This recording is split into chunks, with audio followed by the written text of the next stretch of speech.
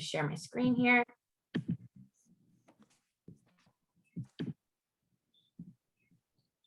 Okay, great.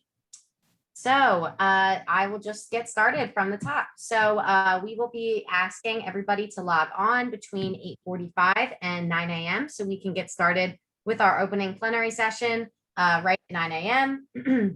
We will have some welcome remarks and a keynote address. We will also have our usual Secretary General address and a roll call of nations, so we can see which student delegations are joining us for the day. And then finally, we will just do some logistics and introduce the co-chairs for the day before we get started on the committee debate and resolution amendment portion of the day. So here is, a big chunk of the day. Most of the program day is between 9:30 and 1 p.m. This is where students will be working on presenting and amending resolutions. We will have the co-chairs welcome the students, give a little bit of background about themselves.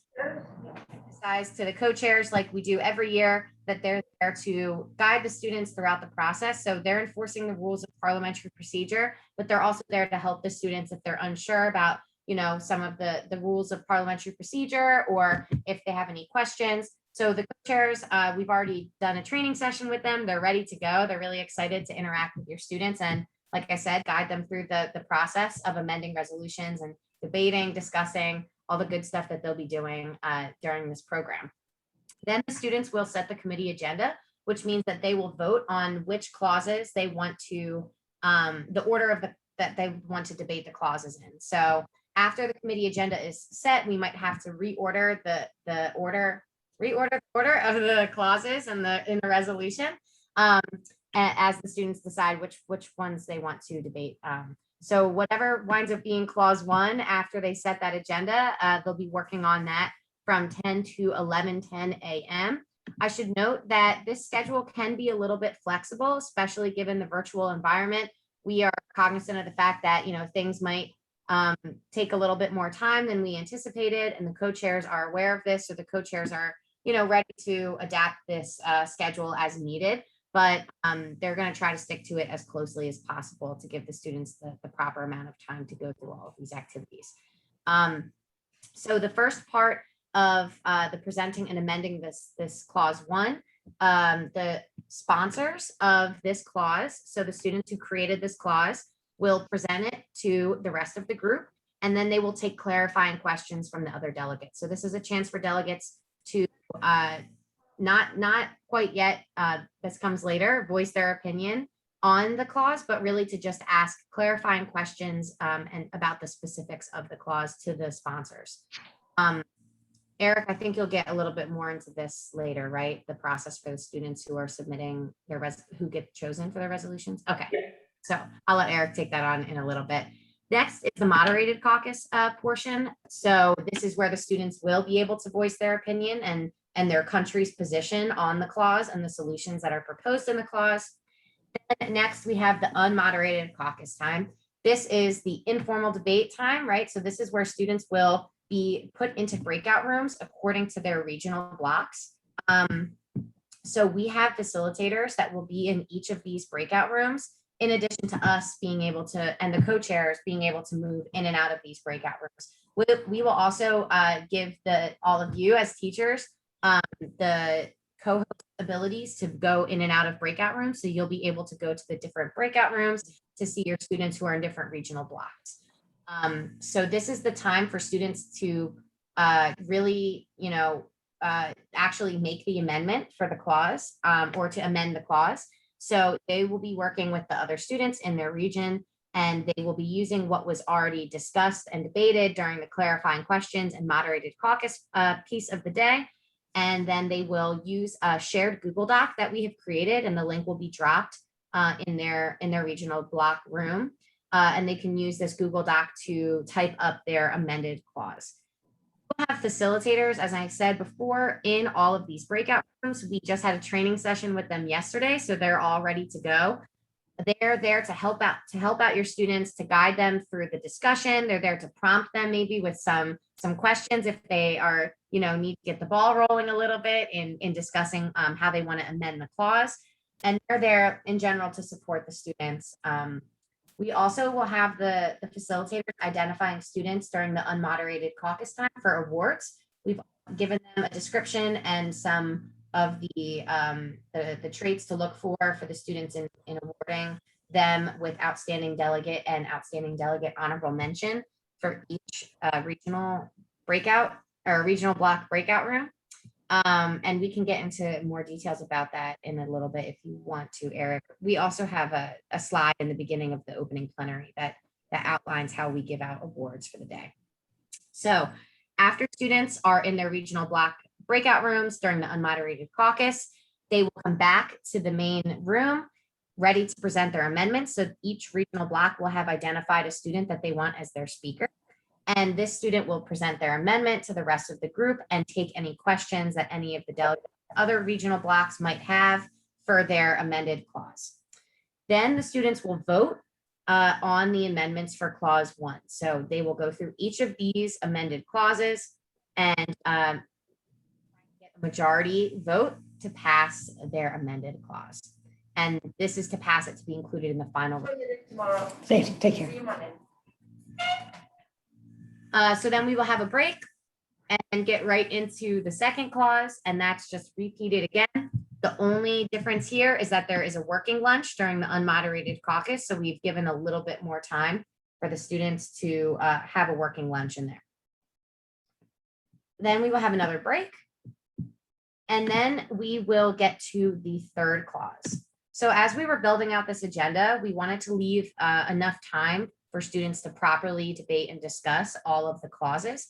We came to the conclusion that we wouldn't have enough time for all 3 of those clauses. So whatever the third clause is that the students decide to work on after they've set the committee agenda and voted on the order in the beginning of the day, the authors of this clause will present the clause as is, take clarifying questions like the other 2 clauses, but the students will vote on the third clause as is. There's not time for them to amend this clause.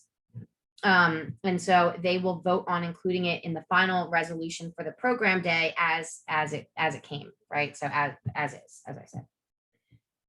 Then there will be a moderated discussion or debate on this final resolution. So this includes the 2 amended clauses and the amendments that were voted on and passed in the first 2 sections here for these 2 clauses, and then that third clause, whether it passed and made it into the final resolution as is. They will then vote on the final resolution, so they get to vote on whether those amended clauses and the third clause in the final resolution actually passes for the day. And then we will dismiss them and have a break before this closing plenary session.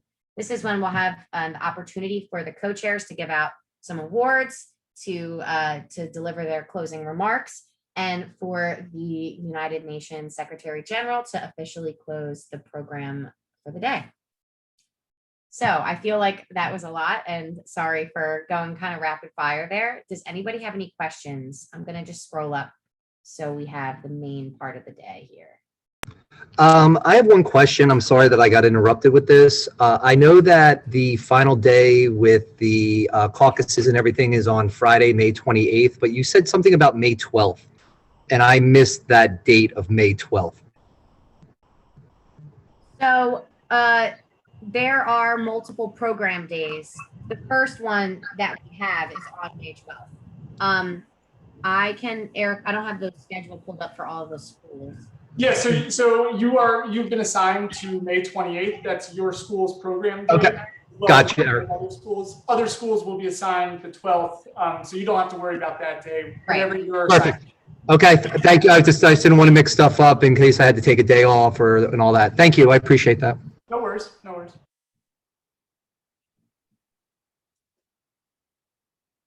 Any other questions, or else I'll jump in here with some other information for you guys. Okay. Oh, go ahead. Was there a question? Oh, yeah. Sorry. I have a quick question. Yeah. Maybe I've missed this, but I'm wondering whether students will be on camera and therefore having the opportunity to dress for their country? Yeah, that's a great question. So Rachel brought up an award that we've given out in previous years for best traditional dress. In previous years, we have encouraged students to dress in the traditional dress of their country. We've had students representing France with berets on and just, you know, cultural dresses from across the world. Because we are virtual this year, we're still encouraging students to dress in traditional dress. And we can provide awards if students do, but it's not required by any means. It's not required by any means. One thing that we will ask is if students would like to, they can make their backgrounds in Zoom a flag of their nation. So I believe I have one set up here that I can just drop in real quick. So I've got the United Nations flag as my background. You can encourage your students to change their virtual background to their flag country, and that's just, you know, another way to represent their country. So again, not necessary, but just something that we are you know, asking students to do if they would like to. But back to the original question, if they would like to dress in traditional dress for their country, they're more than welcome to, but not required by any means. Great question, Rachel. Thank you. Yeah. Any others before we go on? Oh. Yeah, hey, Eric, I have a question for you, and I'll take any help on it from anybody on the call. We're Google Meet School, and our students have little to no experience with Zoom. So a couple things. Number one, is there anything that they need to know to be called upon? And also, too, is it beneficial that they have the app? I'm using a Chromebook right now. That's what our kids have. And I don't have the app. I just click the link. So if anybody could help me out there so I could give my students the best experience. So I'll give it to you again. They are not real familiar with Zoom, and they've got Google Chromebooks. Sure. Yeah. Great question. And I think there's some really good points to pull out of this. So I don't think you need to download the app. I think coming to us via the just clicking on that link should be good enough. If you're connected on your Google Chrome, then all your students should be able to connect as well. If you do move the mouse around on the screen, you should see a bar show up at the bottom of your screen. That'll give you a couple of different options. I'm just going to quickly run through some of the ones that are important for your students. If you click on the button that says participants, that'll pull up a participant list on the right-hand side of your screen. If you hover over your name on that participant list, you're able to change your name. We are asking students to change their name to first name, last initial, comma, country, assigned country, comma, school. And we'll have that information at the top of our PowerPoint right at the beginning of the day. But we are asking students to do first name, last initial, comma, country, comma, school. It's a lot of information, but that'll help us for a number of reasons, you know, just communicating with students and awards and, you know, a whole bunch of other things, breakout rooms, that type of stuff. We are going to ask that that faculty advisors also change their names. You can change it to whatever you'd like to be called, Mr. Bombaka, Eric, whatever, and then comma, faculty advisor or teacher, something along those lines, so that, again, we on the back end can know to give you guys certain permissions and you know, breakout room functionality and stuff like that. On the bottom of your screen, you should also see a couple of other buttons. There's a chat button, which should pull up the chat feature. If you pull up the chat feature, you are able to send messages to everybody in the meeting. You are also able to direct message or DM certain people in the meeting. You could do that by clicking on their name, or there's a little drop down button as well. This is actually something that I wanted to ask you all. Do you have a button to share your screen right now? It should be a green button at the bottom. You do. Okay. We are going to hopefully remove that button for you guys, or for your students more likely, so that they don't have the ability to share their screens. That's just on the back end.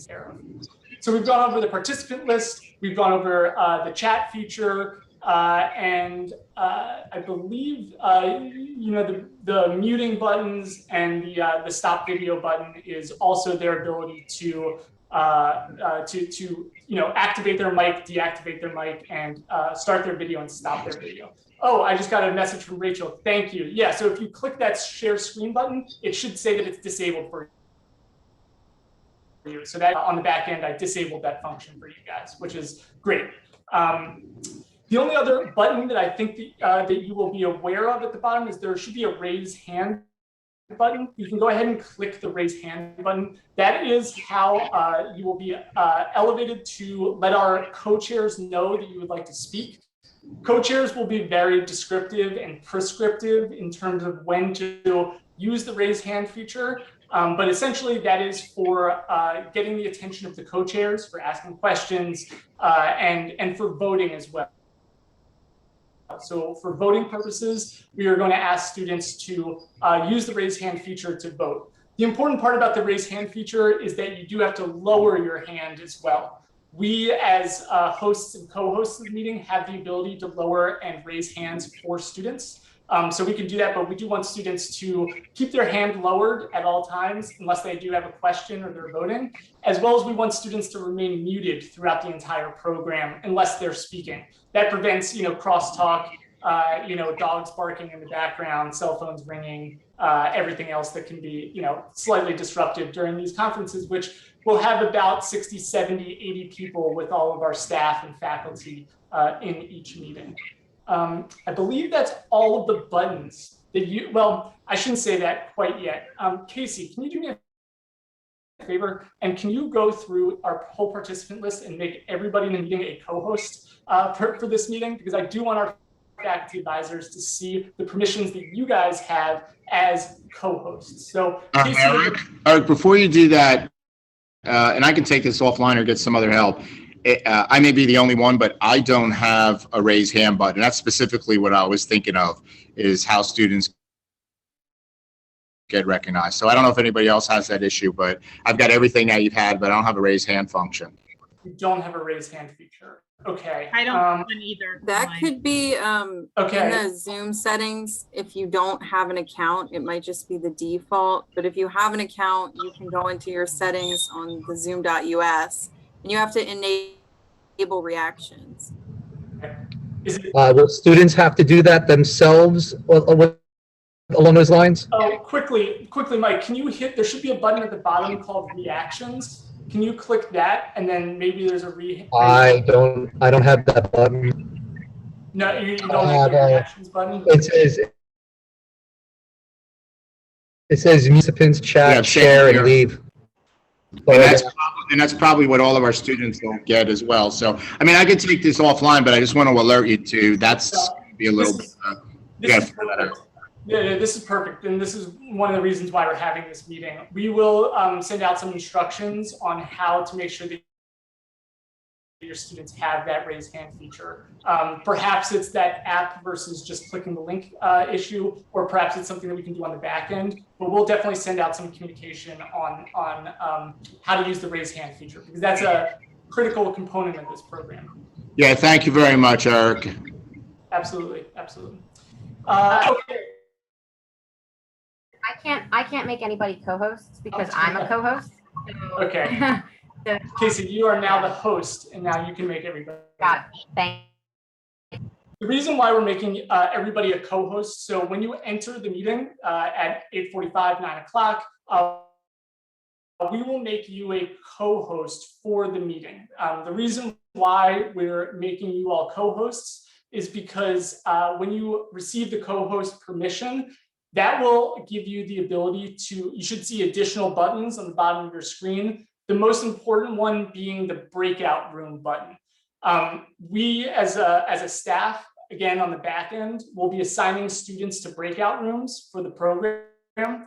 As co-hosts, you have the ability to jump between breakout rooms at your own pace and at your own leisure to see your students who will be split across multiple breakout rooms. Unless you're a school that's bringing only one group of students, 3 students representing one country. There are schools that are only bringing a certain number of students. all of your students will be in one breakout room. The larger schools, essentially any school bringing more than 3 students to the program, your students will be split across multiple breakout rooms, and we want to give you the ability to jump between breakout rooms at your own leisure. We will do a little breakout room practice session in just a couple of seconds, and I'll go through more instructions on the breakout room features at the bottom.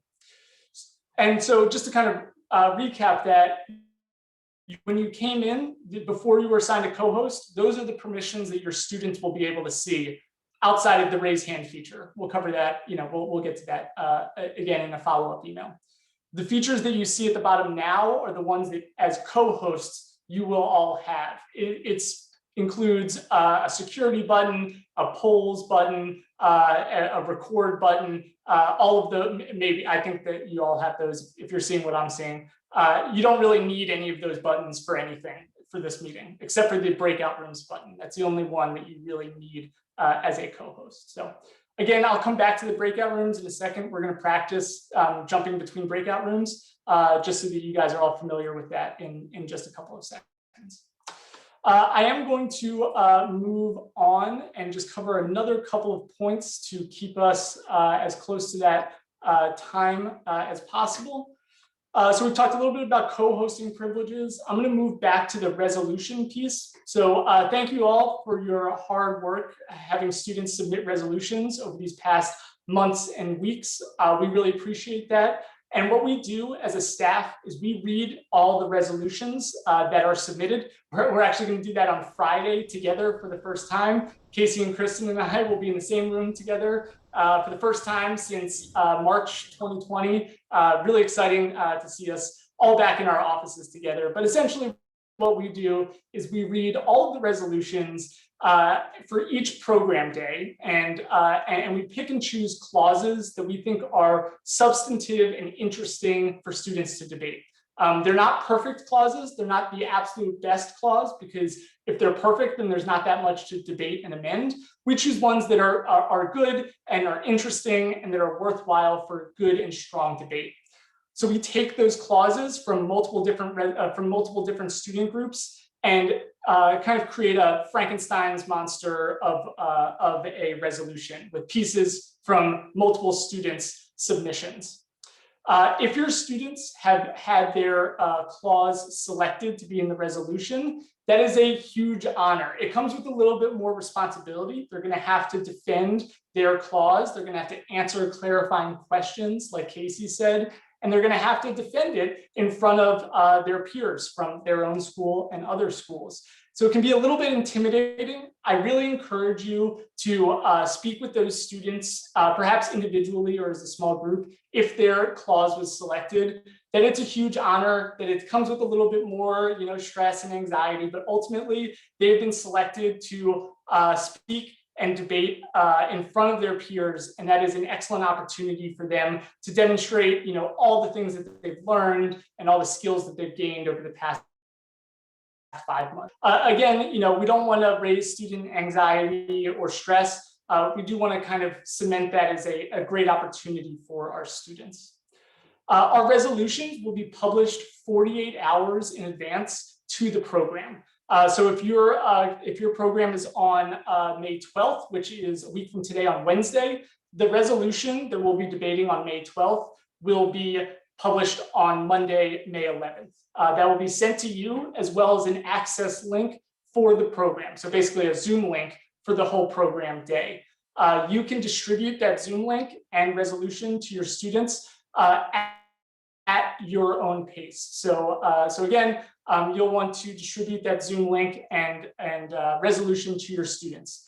I would encourage you to get that resolution in front of them right away so that they could read through it and start thinking about it, and to approach those students who have had their clause selected, and just tell them those pieces again that I just mentioned, that it should be a celebration and that they should be prepared to defend their clause.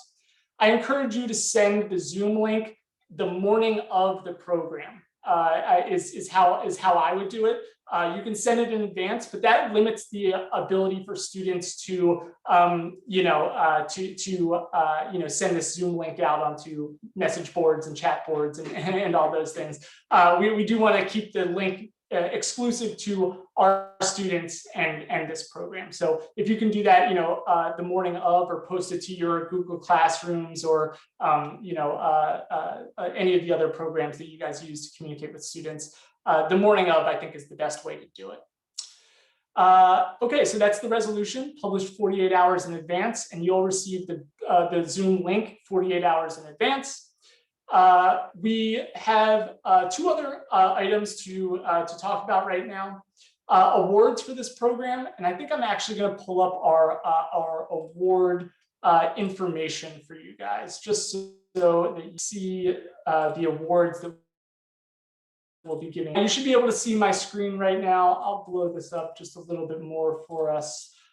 So we have two sets of awards that we'll be giving to students this year. We have Outstanding Delegate Awards and Outstanding Delegate Honorable Mention Awards. They're essentially the same criteria. One is essentially like a first place and then a runner-up. The Outstanding Delegate Award goes to the individual delegate who demonstrated, from the perspective of his or her country, exceptional efforts during today's program. This individual demonstrated an in-depth understanding of the issue, understanding of their country's policy position, and strong preparation and research skills. In addition, this individual demonstrated strong communication skills through clarifying questions, debate, and resolution amendments. Essentially, we're just looking for students who participate and have done some really strong research and preparation for the program. The Outstanding Delegate Honorable Mention is essentially a runner-up to that Outstanding Delegate Award. Students will have two opportunities to get awards. We will have facilitators look for award winners during the breakout sessions. So they'll have an opportunity to win awards from the facilitators during the breakout sessions and from the co-chairs themselves. So the two people that are in charge of the entire meeting, those awards are called the Co-Chairs Delegate of Distinction Awards. It's essentially the same criteria that we have here, but it's just from the co-chairs who are looking at the students' performance for the whole day. So that award is for the whole day. The other awards from the facilitators are just for work during the breakout session, the small group work. And so those are the awards for the day's program. I will open it up to just any questions or any thoughts that you guys have in just 1 second. I just have one more mention, something that might be new this year. We are going to send out a post-program survey for you all. It'll be done on Google Forms, so it should be fairly easy for students to complete. We are asking that students complete the the post-program survey. It should only take about 5 to 10 minutes or so to complete. After your final conference date, you'll receive a link to that survey, and we will ask your students to just complete that, with thoughtfulness and some intentionality in those surveys. In addition, our faculty advisors, you all will receive a survey just to get your feedback and thoughts on this year of virtual programming. It's been a heck of a year for all of us, and so we'd love to know how we can best make our programs better in future years for not only you guys, but future program participants as well. So just a couple notes there about surveys that will be coming out post-program. Okay, I'm gonna open up for questions. Jose, I got you first. I found myself having a lot of difficulty with communicating documents to you guys because the school district is blocking communication outside of our immediate system. And so my question regarding the survey and like the resolutions, I couldn't get any of them out to you. I had to send them directly to you by all kinds of weird for now, I don't know, do you guys have like a person who works directly with the school system that arranges for your access to this communication only, because I found that we had this issue with you guys, but there are other programs that don't have it because they have a direct connection to the school district. So yeah, that's definitely something that we have been working on this year. Getting connected to the Philadelphia School District, especially some of their technology components, can be a little bit difficult on our end as a partner organization. We will continue to strive to better unite with the Philadelphia School District and get on board with some of their technological systems. Unfortunately, Philadelphia School District, there is some red tape and hoops to jump through, and it can be a little bit difficult. We are a team of 3, unfortunately, which, you know, I always say that we punch above our weight in terms of the number of students we can serve and the number of programs. There are things that we just, as a time effort thing that are tough for us to do, and cutting the red tape at the school district, I think, is one of those things where we can continue to look how we can think that that's great advice. Again, those communications, document sharing are critical to our program, and any way that we can ease that burden on you guys is really helpful for us in the long term. So thank you for that. That was helpful. Any other questions, thoughts, anything else that we can cover at this time? Okay, we're going to do a quick breakout room exercise. So all of you have been pre-assigned to a breakout room. I'm going to open up the breakout rooms for you all. Casey will be assigned to one breakout room. Kristen will be assigned to the other breakout room. I'm going to stay here in the main room just in case anybody runs into any technical issues. In order to change breakout rooms, you will hit the breakout room button at the bottom of the screen, and then you know what? I think it'd be easier. Casey, Kristen, can you go through the breakout room switching in your breakout rooms? I think it'll be easier to do once we all go to our breakout rooms. Okay, so we'll open our breakout rooms. We'll do this for just about 2 minutes or so. We'll come back to the main room, just say one last couple of words of thanks, and then we'll be done for the day. So go ahead and join the breakout rooms. You should be given a prompt to join your breakout rooms. We'll see you guys back here in just a few minutes.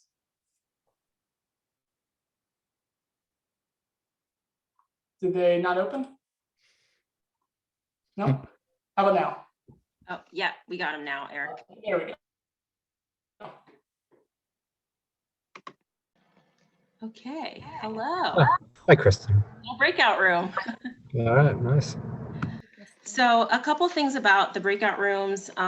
For one, we have staffed a facilitator in each of the breakout rooms, and they have gone through a facilitator training to be able to facilitate the breakout room sessions.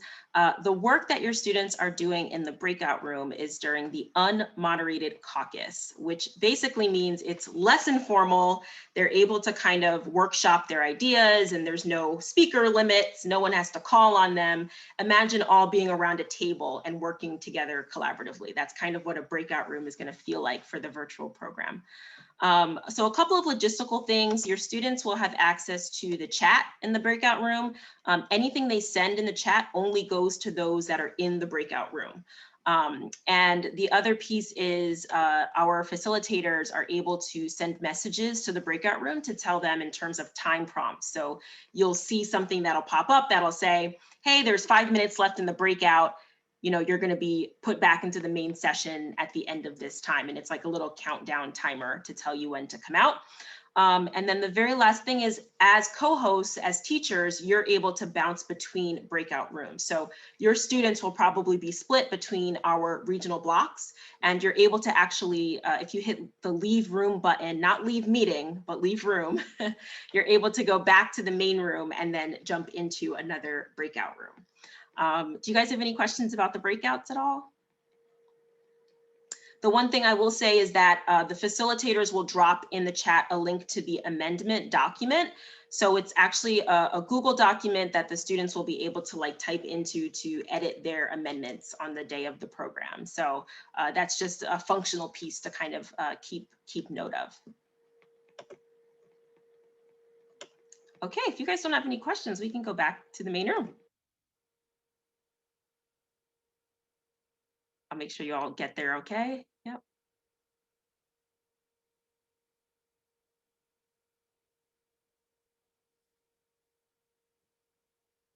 Hello, Kristen.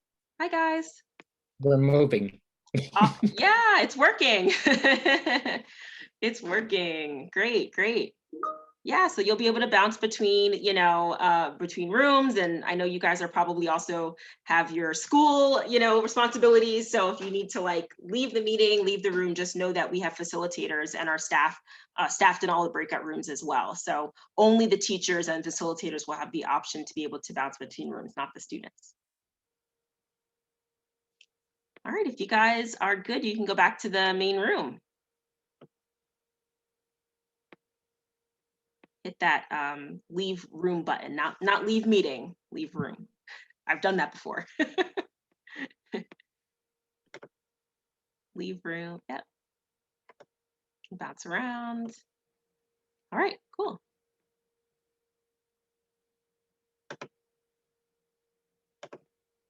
Okay, I believe that was a successful breakout room tutorial. I think at this point, you guys have all of the Zoom specific information that you need. Mike, I'll get back to you and to this whole group again about that raise hand feature. That's a really important and critical piece of this programming because not only is it how students vote, but it's how. Did we figure? We want more information on that coming. Did we figure that out? I just wanted to double check if we figured that out. I know in the chat, Rachel had said something about the participants button. Yeah. Oh, yeah. Yeah, so I lost that ability once I was made co-host, so I'd still like to follow up with Eric. So as soon as I became co-host, I lost that ability to raise my hand. Okay. Hey, Eric, I do have a question with the mic open, and Kristen, if you don't mind. Kids being kids, they love to know what countries they're going to be with, and also what schools, although it's totally meaningless to them because we're in New Jersey and mostly everybody's in Pennsylvania anyway, but they still want to know. Will you be releasing that? Yeah, absolutely. We have all that information available to us. I can give you a quick show of it right now. I'm not sure how impactful that'll be, but we could also email all that information out to you as well. Yeah, that would be fantastic. They're excited and they want to know what other countries and what schools. That'd be awesome. So as soon as you have that, that'd be great. Yep, absolutely. I think the other thing we'll share too, Eric and Casey, is the couple of slides at the beginning of the program. I think that's going to be helpful. Some of those slides provide overview in terms of, how the program's going to function. The co-chairs have some slides on like parliamentary procedure that I think you guys could put your students' eyes on before the program. That would be helpful. And yeah, we've done, honestly, the co-chairs, I should say this too, we've got some stellar co-chairs this year. They're always experienced Model UN college students that have worked with us before in some capacity. And some of them are new this year as well. So there will be 2 co-chairs assigned to each program day that will literally run the show of the day and enforce parliamentary procedure and just ensure your students are having a fun time as we do so.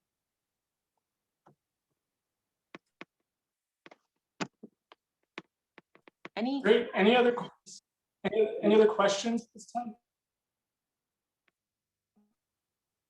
I want to warn anyone who happens to be with new foundations that I have about 3 male delegates who are plotting ways to get phone numbers of other cute delegates. So don't mind them. I'm sorry in advance. And they've been devising Model UN themed pickup line. Rachel, what's the pickup line? I mean, there's like 7. There's 7. There were up to 7. Huh, that's creative. It's funny, if you Google Model UN pickup lines, it's the whole thing. Of course. That's not unusual, though. I've seen that over multiple years. I have Model UN pickup lines. Oh, it's a thing.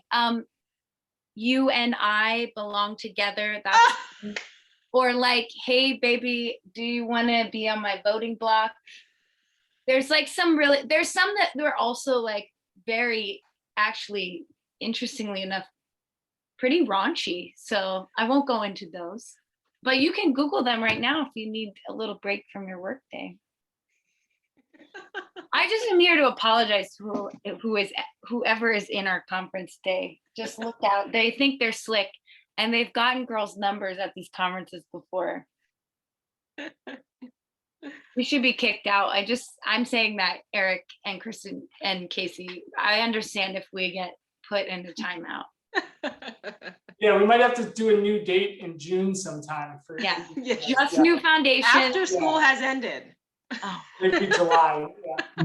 My only response to that is I'm glad I teach at a middle school and I'm not in middle school. So there you go. We have these like inside joke awards where like you win awards within your foundations, like, but one of them is Flirty Delegate. And this has been passed on for many years and I didn't start it, I promise. So anyways, that's my final comment for the group, for the good of the group. Thank you, Rachel, for the heads up. Oh my gosh. Jose, did you have your hand raised or is that? Yeah, just a quick question. But yeah, in the past you've had the trip to the actual United Nations. Do you foresee that resuming in the future if we get back to any degree of normalcy? For Global Smarts, absolutely. Yeah, definitely a highlight. Yes, I know, for us as well, So yeah, hey, if things go back and, the same goes for our program next year, right? We still don't know what the phase back to in person is going to look like, if it's going to be hybrid, which we anticipate, right? So yeah, TBD on both of those, obviously depending on guidance from, the CDC and our local health and state officials, so. Great question. Any other questions? The last thing I will just say with you all is a little bit of an update for us for the summer. So we're actually hosting a Model United Nations summer program. It's going to specifically be on the United Nations and the Sustainable Development Goals, but it's a great program for any students that have done the program before or are interested in doing Model UN next year. We know that a lot of students are looking for opportunities in the summer, and some are looking for opportunities that are not screen involved as well. So we hope that some students will find it really interesting and will join us for the program. It will be completely virtual. And it's a week-long program. Do we have, oh, thank you, Eric, for popping up our PowerPoint here. It's a week-long program on the Sustainable Development Goals. And we hope that you guys can help us get the word out to your students and schools. We'll send information in our e-blast that gets out to you guys about how students can register. And we have scholarships available for the program as well for any students that deserve so. So are there scholarship opportunities for students who might have trouble affording the summer program? Absolutely, yes, there are scholarship opportunities, and it's on I think it's on the registration form to contact Eric about the scholarship. There's just a short form that the family has to fill out. The program in the summer does run where like individuals and families have to register. So teachers don't sign up students like they do with our regular program. But yeah, it's just a matter of us getting the contact information for the family and then just letting us know that there's a need there. And then we approve the scholarship request. So by all means, the scholarship money is there. Please apply for it if your students qualify for it. And yeah, we hope that we'll have some of your students in the program in the summer. Thank you.